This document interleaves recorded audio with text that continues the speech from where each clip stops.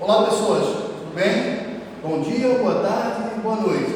Sextos anos, não sei bem a hora que você vai estar assistindo esse vídeo, por isso bom dia, boa tarde e boa noite. Vamos dar continuidade ao assunto anterior, tá? Então estávamos falando sobre o solo, os tipos de solo, a preparação do solo, então falamos sobre aração, adubação, falamos sobre irrigação, drenagem e até uma partezinha eu falei também sobre um processo de diminuição ou então a neutralização da acidez do solo, que é chamado de calagem, beleza? Então vamos lá, prepara aí o livro, coloca na página, ok? Ok, sim, outra coisa, espero que vocês tenham feito as pesquisas que eu pedi para vocês fazerem, tá? Não estou esquecido não. Vamos lá, vamos fazer. O Chico vai olhar caderno por caderno quando a gente voltar às aulas presenciais, ok? Vamos lá. Continuação. Vamos continuar falando sobre as plantas que recuperam o solo. Olha só, já que a gente está falando do solo, do aumento de produção, existem várias técnicas também para a recomposição das substâncias que estão no solo, tá? Na agricultura tem uma técnica bem conhecida chamada de rotação de culturas. Então o que acontece?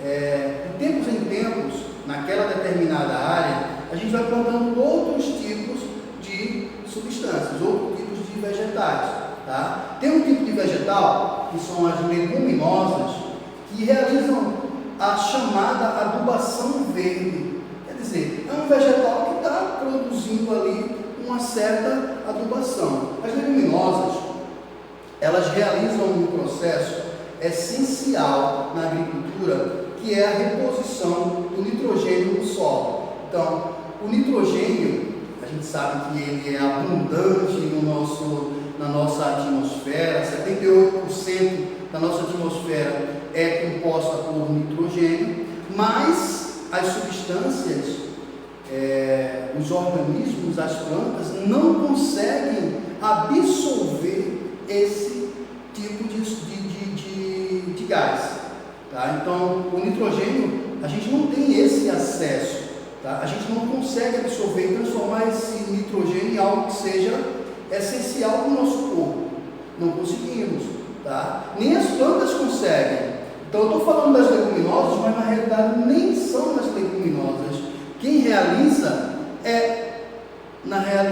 já repeti tanto essa palavra realidade, mas quem realiza esse processo são bactérias que estão associadas às raízes dessas leguminosas, tá? Então, é um processo de interação de duas espécies diferentes, chamado de mutualismo, e, claro, ali as duas estão sendo beneficiadas.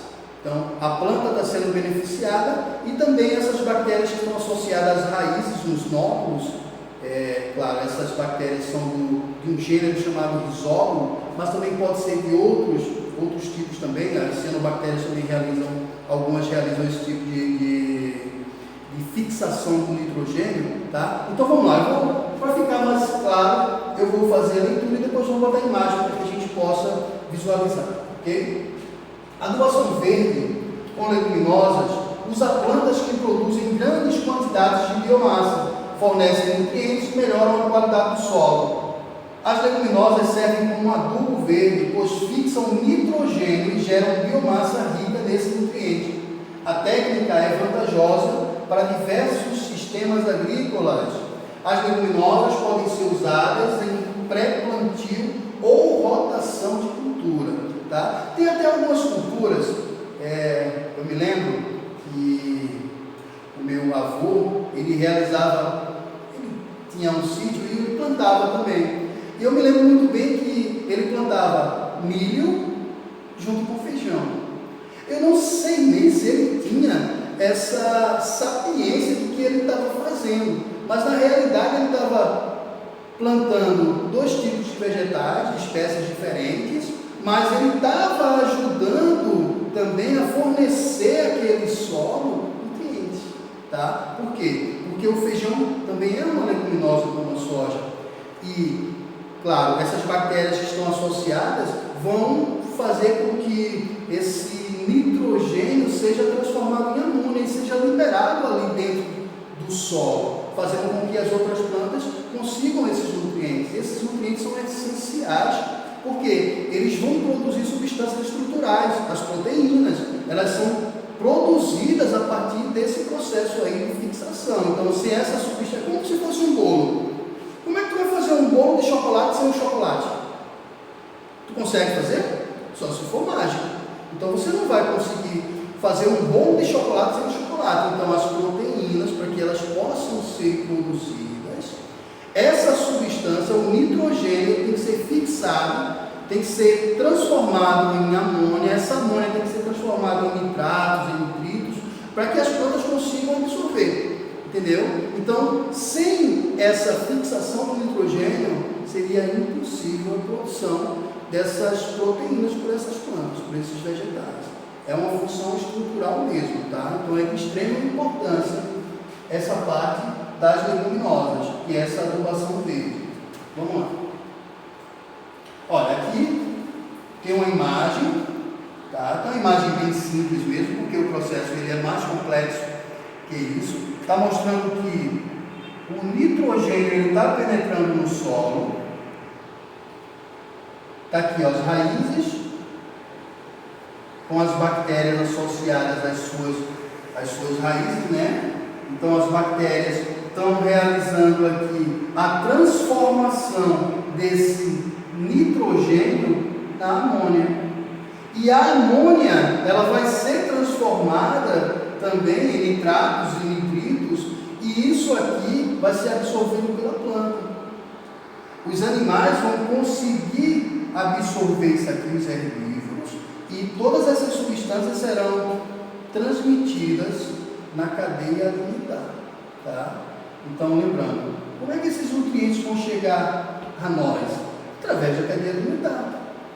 Podendo ser um consumidor primário, se alimentando de vegetação, ou então secundário, tá? Se alimentando de um organismo herbívoro. Então, eu vou conseguir absorver isso através da cadeia alimentar. Mas o início foi aqui.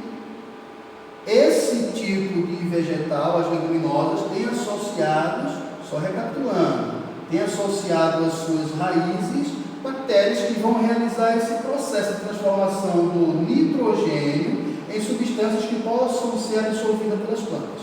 Ok? Pronto. Vou apagar aqui e a gente vai dar continuidade. Extremamente importante esse processo, tá? Para a agricultura. Vamos lá. Agora a gente vai falar um pouquinho sobre os problemas na conservação do solo. Então, um dos principais problemas que o solo pode sofrer é o processo de erosão, tá? Então, muitas vezes, atenuado pela ação do próprio homem. O próprio homem, muitas vezes, causa esse processo de erosão. Mas sabemos muito bem que a erosão ela pode ser também uma erosão não antropológica, mas pode ser uma erosão causada pelos processos físicos e químicos também na natureza. Tá? Então não vamos colocar só a culpa do homem nesse processo de erosão. Vamos lá. Erosão, como sabemos, consiste num processo de desgaste, transporte e sedimentos do solo. Ela pode ocorrer, esse processo ele pode ocorrer por processos naturais, que costumam ser mais lentos e causar, claro, menos impactos, ou por processos antropológicos, que são causados pelo homem. O que caracteriza a erosão acelerada, claro? Toda ação que o homem faz é uma ação de aceleração. Exemplo, se ele tira toda a cobertura de uma mata, quando a chuva cair, ela vai chegar no solo com maior força. E ela vai levar aqueles sedimentos ali para outros lugares, fazendo com que comecem a aparecer buracos naquele solo ali. Isso é erosão, tá? Então, observamos a imagem acima, podemos notar que em casos extremos da atuação desses fenômenos pode gerar grandes catástrofes, eu sei falar, catástrofes, no meio urbano quanto no meio rural. Eu vou botar uma imagem para a gente poder visualizar melhor isso aqui. Então, todas essas imagens aqui estão falando sobre a erosão do solo, tá? Então tem alguns aqui, claro, que foram causados pelo homem e outros que são fatores naturais que ocorrem naturalmente, tá? Mas só para recapitular, os que ocorrem naturalmente, eles têm uma dimensão menor do que os que são influenciados pelo homem, porque eles têm um processo mais lento, eles demoram mais para ocorrer, ok? Vamos voltar agora. E essa parte aqui, essa imagem, está falando sobre os tipos de erosão. Como são causadas as erosões? Então, existem diversos tipos de erosão. E lembrando, isso aqui, esse material, ele vai ser disponibilizado para vocês no site da Plural. Tá? Então, ele vai ser disponibilizado, não precisa estar printando, nem copiando, dando pausa para copiar, não precisa. Preste atenção aqui no que eu estou falando. Tá? Então, erosão pluvial é causada pela água da chuva. Provoca desgaste no solo. Em solos sem vegetação, provoca desgaste profundo. Erosão fluvial. Então, toda vez que você falar sobre fluvial, está falando de rio. Então, causada pelas águas dos rios, transformam os cursos dos rios em vales profundos. Margens de rios sem vegetação são desgastadas pela força da água. Tá? Então, só para vocês terem uma ideia, isso aqui é uma erosão causada por um rio. Vendo que o rio, à medida que está passando, ele está levando os sedimentos da erosão. Geralmente ocorre esse processo aqui quando acontecem as chamadas cheias. Então a água vem com uma força muito grande e acaba levando o sedimento que está ali na parte lateral daqueles rios, tá? Nas bordas dos rios. Então esse solo acaba sendo levado e ocorre essa alteração desses rios. Então isso aqui é uma erosão fluvial. Voltando novamente, erosão marinha, causada pela água do mar, provoca desgaste nas rochas ou no solo litorâneo, forma paisagens costeiras. Claro, é um processo que é natural.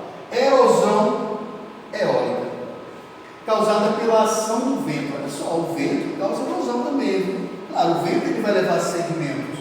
O vento consegue levar sedimentos de solo. Quem já andou em um lugar que tem, exemplo, uma duna, não sei se vocês já andaram em dunas, mas quando você anda em dunas, as pernas te doem. Por quê? Porque o vento está levando o sedimento. Tanto que as dunas elas vão se diferenciando. Então, você foi um ano em um local que tem dunas, e no outro ano, quando você for, ela já vai estar diferente. Por quê? Porque o vento está levando aquele sedimento para outros locais. Tá? Então, a erosão eólica, causada pela ação do vento, provoca intemperismo também das rochas, transporta sedimentos para áreas mais distantes. É um processo lento, não é um processo rápido. Deixa eu dar só uma olhada aqui, ver se eu consigo achar alguma pelo vento aqui. Realmente não tem nenhuma pelo vento. Mas pesquisem aí imagens sobre erosões causadas pelo vento, beleza? Erosão glacial, causada pela ação do gelo, ocorre naturalmente por causa do congelamento e descongelamento da água, que alteram rochas e solos. Podem ocorrer em decorrência de avalanches que provocam desgastes nas rochas. Tá? Então, aqui estão alguns tipos de erosão fluvial, marinha, eólica e erosão glacial. Não tem no livro de vocês, é só para que vocês possam dar mais um aprofundamento. Beleza? Geralmente a gente encontra esse tipo aqui de erosão no livro do ensino médio. Mas aí é bom para vocês já dar uma aprofundada no assunto. Vamos passar para outro slide. Isso aqui a gente já viu. Olha só, erosão numa rua. Então vocês acham que esse tipo de erosão foi causado como? Provavelmente aqui pela ação do homem. Aqui passou um trator, tirou a vegetação para que desse origem à rua. A chuva, a água de canaleiros pode ter causado isso aqui. Então o solo, o que acontece? O solo está sendo levado para outras regiões. Isso é erosão, tá? Lembra que quando chove, as barreiras daí conhecidas em alguns bairros do Recife, elas desabam, causam mortes, desabamentos de casas. E aquilo ali é causado por erosão também, viu? Então, pessoas constroem suas casas próximo a ambientes que têm erosão, sabendo que o solo está sendo levado, vai ter um momento que esse solo ele vai chegar na casa. E aí ele vai destruir um muro, vai destruir uma casa, e se for perto de uma barreira, claro, vai causar avalanches e pode causar a morte de toda a família. Então, presta bem atenção onde serão construídas essas casas, mas é difícil você julgar essas pessoas por estarem naqueles locais. Tá? É muito difícil. Se eles estão ali, na realidade, é por necessidade, não é por escolha. Claro que se eles quisessem, eles estavam em bairros novos, não morando na beira de uma barreira. Então, isso não pode ser, não vou julgar ninguém por isso. Ok? Vamos dar continuação. Bom, aqui está falando sobre as queimadas.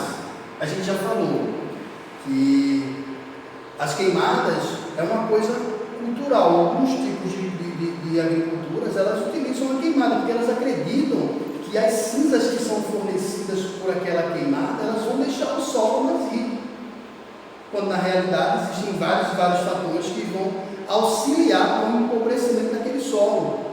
O solo vai perder água, o solo vai perder os nutrientes, o solo vai perder os micro-organismos que estão ali para realizar a decomposição. Então existem vários fatores que são negativos. Vamos lá. Corresponde a uma das técnicas agrícolas mais primitivas da história do homem.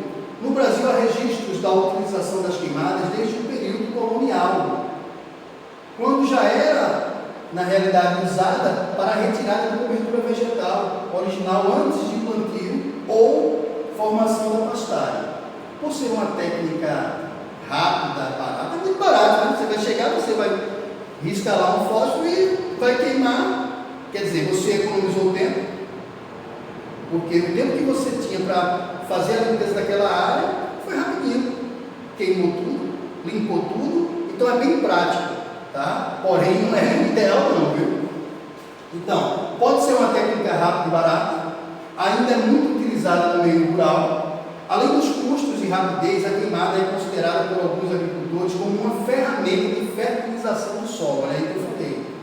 Uma vez que as cinzas que restam da queimada após a passagem do fogo, seria uma espécie de adubo natural. No entanto, esse modo de limpar o terreno, na atualidade, é alvo de críticas por parte de ambientalistas e técnicos. Tá?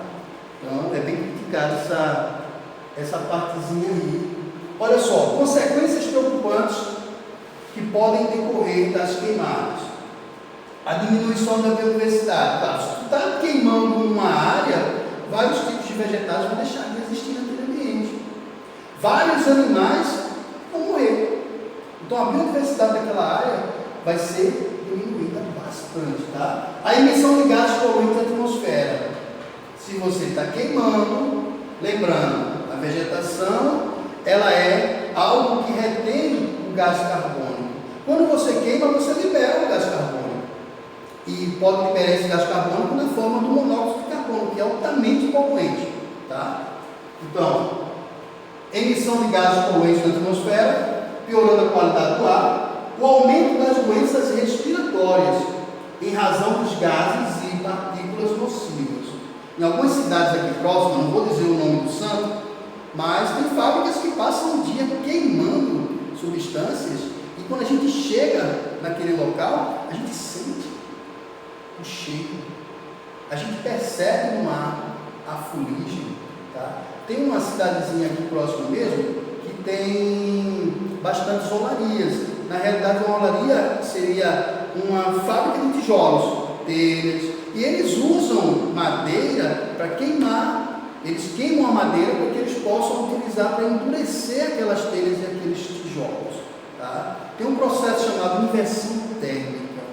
Então, quando a gente está chegando lá, e eu costumo fazer algumas viagens, e nessas viagens eu faço bem cedo, a gente, às vezes, confunde neblina com essa fumaça. A gente está chegando na cidade, a gente está vendo a cidade toda coberta de branco, e a gente pensa que é neblina, na realidade é uma inversão térmica. Como o ar está frio e a fumaça está sendo liberada, a fumaça está numa temperatura maior. Então, ela teria que passar para regiões mais elevadas, mas isso não acontece porque a temperatura está baixa. Então, concentrando nessas áreas mais baixas. Isso a gente consegue perceber também em São Paulo. Chama-se inversão térmica. Outra pesquisa. Outra pesquisa. Vocês vão fazer uma pesquisa sobre inversão térmica. Beleza? Inversão térmica. Eu vou querer essa pesquisa também. Voltando para cá. Danos ao patrimônio público e privado, cercas, casas, redes de energia elétrica, claro. O fogo vai causar todo esse prejuízo aqui. Agravamento com o aquecimento global, a produção desses gases vão aumentar e impedir o retorno da radiação solar, fazendo com que o planeta aqueça. Tá? Então, a contribuição para o aquecimento global. Diminuição da fertilidade do solo, claro. Se a gente está queimando o solo, a plantação, o fogo está entrando em contato com o solo, os micro-organismos que são essenciais para a decomposição vão sendo eliminados. É simples, você está matando ali com calor esses micro-organismos. Então, como consequência, a diminuição da fertilidade do solo, que perde matéria orgânica e também vai perder, além disso, a umidade. A intensificação da erosão nas áreas atingidas pelo fogo. Se tu está queimando, tu está tirando toda a cobertura do solo. E aí tu vai deixar o solo mais exposto para que ele possa sofrer, na realidade, o processo de intemperismo e, consequentemente, o processo de erosão do solo. Vamos lá, passar para a próxima. Defensivos agrícolas. São os DDTs, tá? São conhecidos como agrotóxicos, pesticidas. Eles são utilizados para eliminar as pragas de uma lavoura. Quando tem pragas, as pragas podem ser causadas por insetos, podem ser causadas por fungos, podem ser causadas por bactérias.